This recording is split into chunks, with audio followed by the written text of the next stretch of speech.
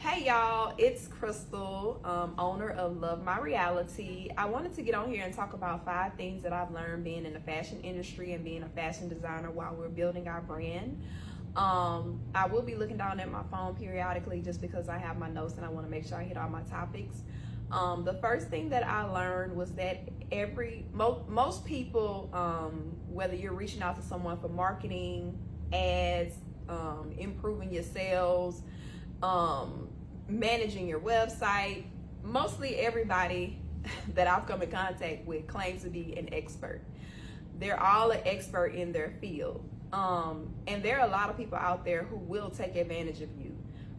When you come into any industry, regardless if you have a background in it or not, you shouldn't go into an agreement with anyone who, one, doesn't have any type of reviews that they can show you. Like, I want to see actual some type of proof that you can do the things that you say you can do. Social media managers, we've dealt with people who claim that they could bring our brand to the next level, and we paid our money and we paid them consistently, and we didn't receive what they said that they were going to do. So going forward, where we are now, fast forward to years later, we're now at a place now where we will not go into a contract with anyone unless you can prove, one, that you can actually do what you say you can do, and that the contract is not only favorable to you, but it's also favorable to us as well. Because we've just lost so much money just trusting people, and it's crazy how many people will try to take advantage of you.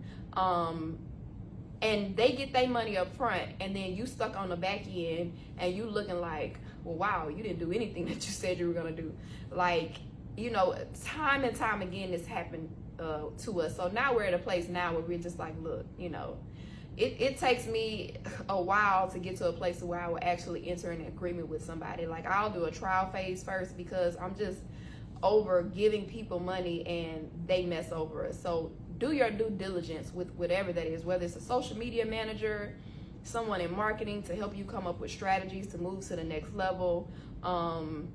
Whatever that is, just make sure you do your due diligence, and don't be so eager to give people your money. Like, this day and age, every other post, somebody is a business coach, somebody is an expert in whatever, and they are just, I'm not saying that they're all like that, but some of the people that we've come in contact with has definitely taken advantage of us. So that's the first thing.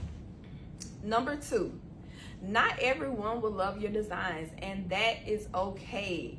It's your vision. God gave this vision to you. You're the only person who can see it.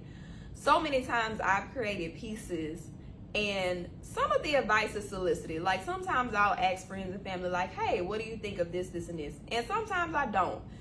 I've met people who I don't even know, or who doesn't even have that relationship with me, and they'll tell me how I should change something up to make it better. I've come in contact with so many people who have wanted to be in the fashion industry, but for whatever reason, they haven't.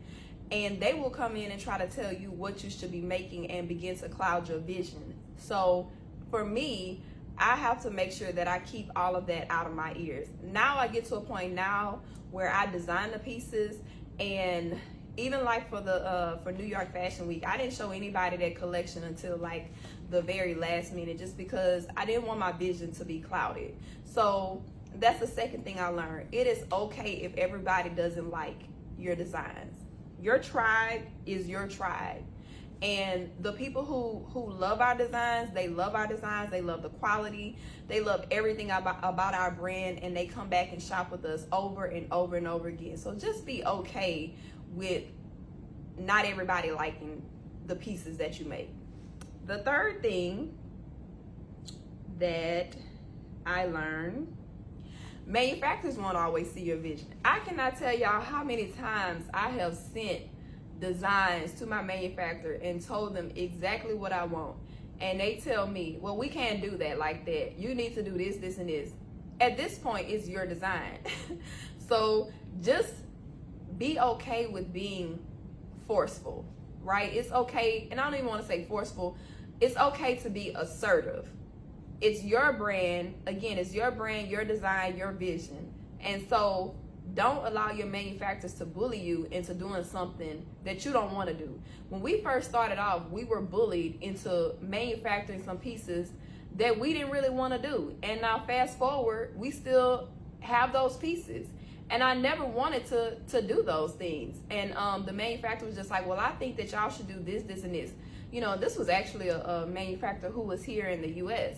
And I just, now we're at a place, I'm not going to be bullied into doing anything that I don't want to do. And so just be stern. If it's something that you want, you know, even with the collection that I'm designing now, my manufacturer's telling me, I'm like, no, I don't want this fabric. And they were like, well, this is the fabric. This is similar to the picture that you sent. I'm like, does the fabric, I don't want the fabric. Is it gonna, you know, let me see a better picture of this fabric. And I'm like, I don't want that. And she's like, well, that's all I found. And I'm just like, well, you know, I need you to go back to the market and try again, because that's not what I want.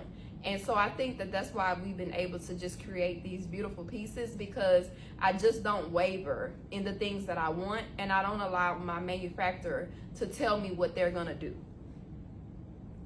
The fourth thing is, when you get your pieces in after you go to production, and production is just your bulk order, you have to inspect your pieces. I cannot tell y'all how many times I have opened up pieces that should have been right and it's wrong. And, you know, I'm being charged for something that wasn't created perfectly. There was even a situation where I worked with a manufacturer, and the sample looked one way. And when he sent it to me, the production looked a completely different way. And let's branch off and talk about story time with that. Not only did I pick my own fabric, I told him what fabric I wanted. I sent him my design. We went back and forth. I perfected the design. He didn't send me, when he sent me my production pieces, it did not look like the sample. So he changed it up, and then he turned around and posted it on his page and sold it for wholesale. So he pretty much stole my design. That's just a little story time. So I definitely commented under his post and let him know, you stole my design. And my friends and family did the same, and then he blocked us. So if you see this video, you know who you are, and you know you stole our design.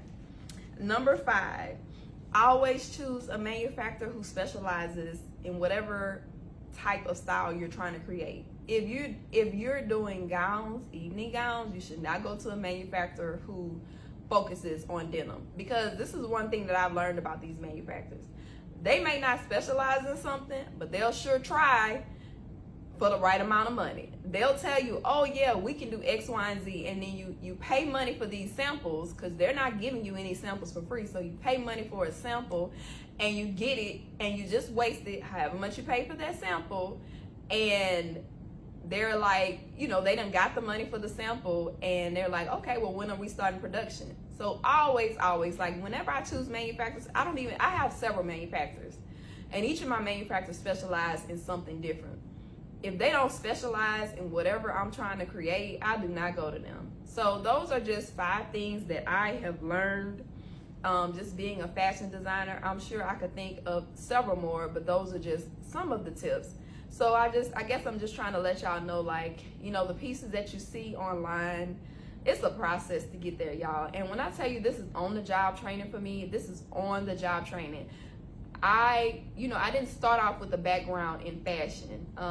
Again, most people know my background is in, you know, medicine, and, you know, I have a military background, but God has placed me on this path. So a lot of things I have learned just with on-the-job training. So if I can tell you something, if there are any aspiring fashion designers out there, if there's anything that I can, you know, kind of give some little tips to help the next person, like, you know, I'm just here to do it. But it is a process, y'all, to get the pieces that you see. Like, it is a process. Sometimes I go back and forth with my manufacturers on one piece 5 or 6 times. I'm like, fix this, fix that. I don't like the stitch quality. I don't like the way this fabric feels. I don't like the fit of it. So those are just some tips that I wanted to tell you all. Thank y'all for giving me your time, and I hope you all have a beautiful rest of your day. Follow us, share, you know, let people know who we are, let people know about our journey, our brand. We have some exciting things coming up that we're going to announce next week. And also, just a little tip, we will actually, I'm sorry, not a little tip, but a little, just to let y'all know what's coming up, we will actually be creating a close friends group. And so we want to really build our community and give people behind the scenes look of, you know, just our brand. And we want you to watch our story from where we started to where we plan on going. We will be a household name. So, you know, you'll see us around for a very long time. But thank y'all for watching. Bye.